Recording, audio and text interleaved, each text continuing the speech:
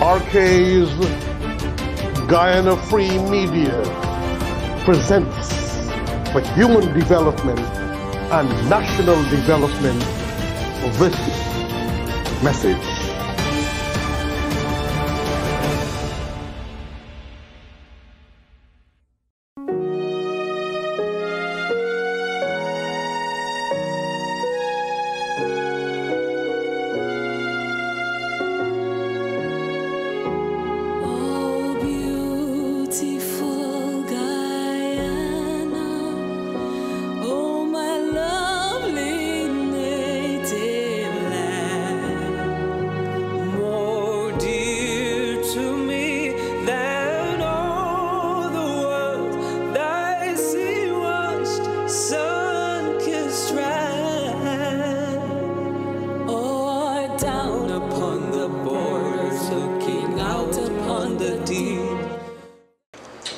Dearest beloved friends and family, we continue with part 3 of this presentation on this reading on the RK's Guyana Free Media.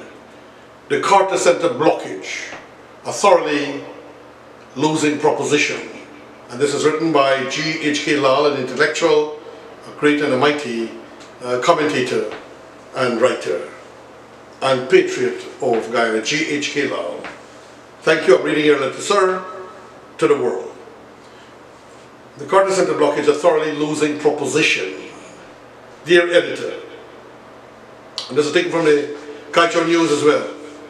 No matter how I look at this, I'm unable to foresee how the caretaker coalition could emerge unsullied from this one reblocking of the return of the Carter Center team of observers. For in this instance of the irresistible force, international community arrayed and moving against the coalition administration Guyana, something is going to have to give. As I think of this, it is going to have to be the coalition in easing its position. There is no other way, with matters now assembled at this unforgiving pass. I'm sure and I agree that the coalition would point to and settle for the rights of Guyana as a sovereign nation to be masters of their own destiny, G.H.K. Lal writes. To identify those who are unhelpful to its interests, the country's, not that of the party. To its interest, he's trying to say the country's, not that of the party. The country is more important, my commentary. And that is that it reserves the right to take such action as it deems necessary to protect its dignity and its interest. Again, that would be the selling point of the country as piloted by the coalition. It may go so far as to resist and buck the forces assembled against it by pulling out that once long used but now in need of some dusting off ace in the hole called colonialism. That appeal to an appealing trump card, also locally empowering of the return of naked and rank colonialism under the sheens of democracy, transparency and credibility, is sure to gain traction in some favored local circles. My commentary, what he's trying to say, a lot of people say because we want Carter Center here and we wanted a full force of the Europeans and the Commonwealth, that they are going to call up naked colonialism and we want colonial masters and we don't trust our own and the kind. This is what he's trying to hint here. So I think, back to the article, I think it's going down the wrong road with the wrong posture at the wrong time. Like the many far-flung national resistances against anti-money laundering standards and narcotics smuggling, the dredging up and returning to colonial under whatever camouflage it comes, is a losing proposition according to G.H.K. Lal. And that is, anyway I look at this development, the coalition just cannot win this fight. As too many big bad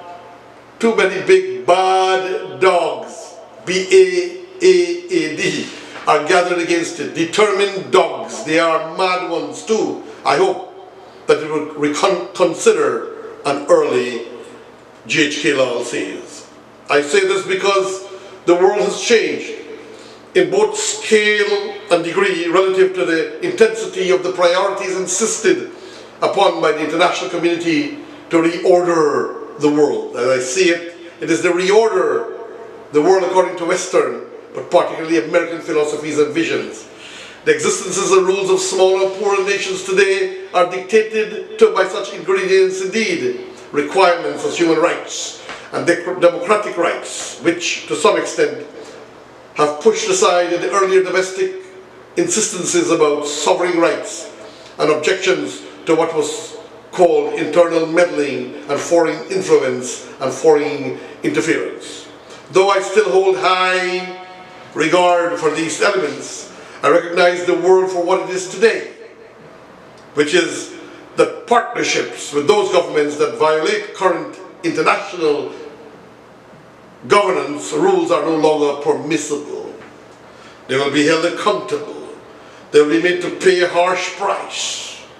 This objection, this blockage is not winnable, not in the least. Thus I plead with the coalition and its leaders that there must be sifting through what is a pile-up developing at full speed and on the straightest road in the brightest of lights. Do not stay too long. Do not stay too long on this course to disaster. It will be a collision. It will be a collision. I repeat, it will be a collision with the catastrophic. There would and could be only one loser. That is Guyana first, with the coalition second.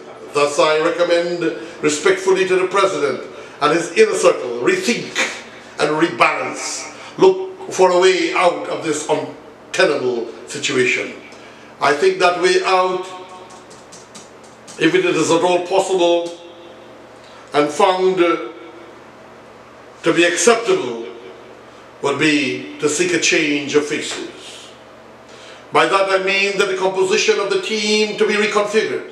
At least I think that should be found reasonable, since there is almost complete lack of confidence on the coalition's part that it could get a fair shake.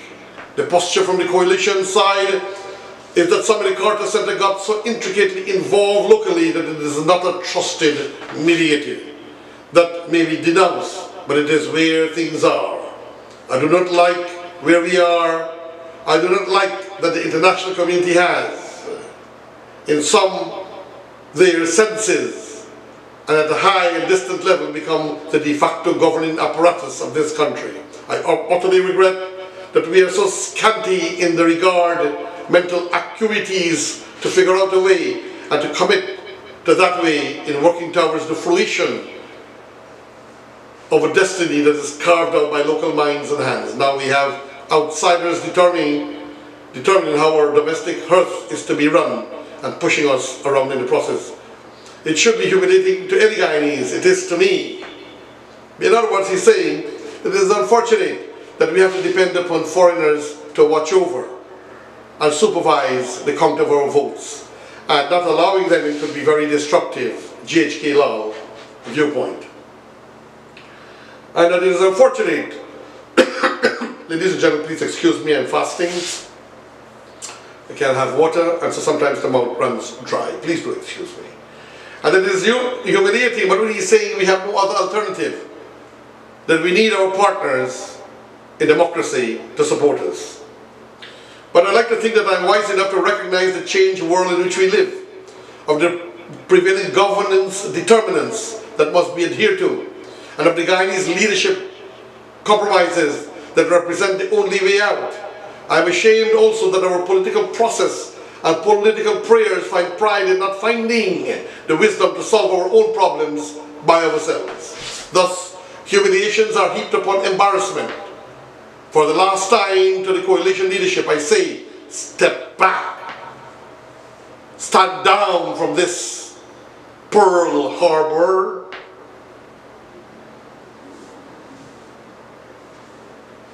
So, friends and families, very deep writing. I hope everyone gets it. He's saying they can't do anything. So, step back, let the people come into the country, and let's have a proper vote. Ladies and gentlemen, friends and families, thank you for tuning in, and I hope you enjoy this watch party and this post that we have created here on the RK's Guyana Free Media. For those of you who are not in the country, and those of you who have no time to read, and also we know that many people are home and they're enjoying these video readings and presentations. We have had many credits to our shoulder, to our presentations, and taps on our shoulders.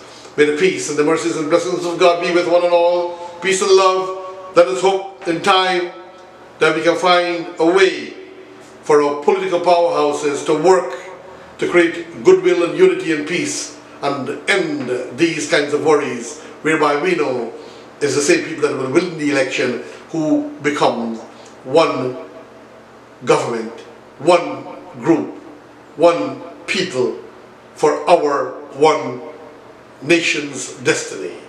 Peace and blessings. Yours truly, Brother Haji Roshan Khan, saying thank you for tuning in, and farewell, friends.